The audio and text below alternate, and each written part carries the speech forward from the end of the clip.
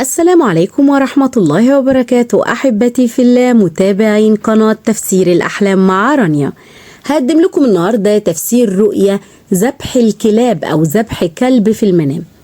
ذبح الكلب وتناول لحمه قد يشير إلى وجود العديد من الأهداف التي يرغب الشخص في الوصول إليها. في حال رأى الشخص أنه يقوم بذبح الكلب في المنام قد يدل على تغلبه على مشكلة كبيرة كان يواجهها تلك الفترة. في حال رأى الشخص أنه ذبح الكلب في الحلم من الممكن أيضا أن تكون دلالة على تغيرات إيجابية تحدث في حياة صاحب الرؤية تلك الفترة.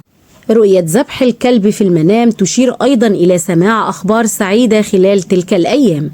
من رأى في حلمه أنه يقوم بذبح الكلاب وسلخها قد تدل على الانتصار على عدو كان يواجهه تلك الأيام. رؤية ذبح الكلاب أو سلخ الكلاب في المنام تشير إلى تغيرات إيجابية تحدث في حياة صاحب الرؤية. رؤية الكلاب المذبوحة في الحلم وهي ملقاة على الأرض تعبير على أن صاحب الحلم له العديد من الأعداء، ولكن هؤلاء الأعداء سوف يبتعدون عنه. عملية ذبح الكلاب في الحلم تعبير عن التخلص عن شر العدو، وكذلك التخلص من الخوف والقلق.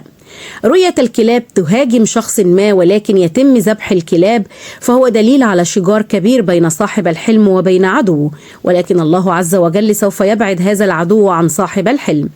رؤية الشخص أنه يأكل من كلب مذبوح في الحلم فهو دليل على أنه سوف ينتصر على جميع أعدائه، وهو تعبير أيضا على إيمان صاحب الحلم بشكل كبير. بوجه عام رؤية قتل الكلاب ذبح الكلاب في المنام تشير إلى الخير الكثير والمال الوفير الذي سيحصل عليه الحالم في حياته من عمل أو ميراث حلال. أيضا رؤية قتل الكلاب والفتك بها في المنام عند مطاردته للحالم يدل على العمر الطويل والبركة في المال والرزق والولد. وإلى هنا تنتهي حلقاتنا ونلقاكم في تفسير جديد، فلا تنسوا دعمنا دائما بالإعجاب بالفيديو والاشتراك في القناة وتفعيل الجرس ليصلكم دائما كل ما هو جديد لنا. إلى اللقاء والسلام عليكم ورحمة الله وبركاته.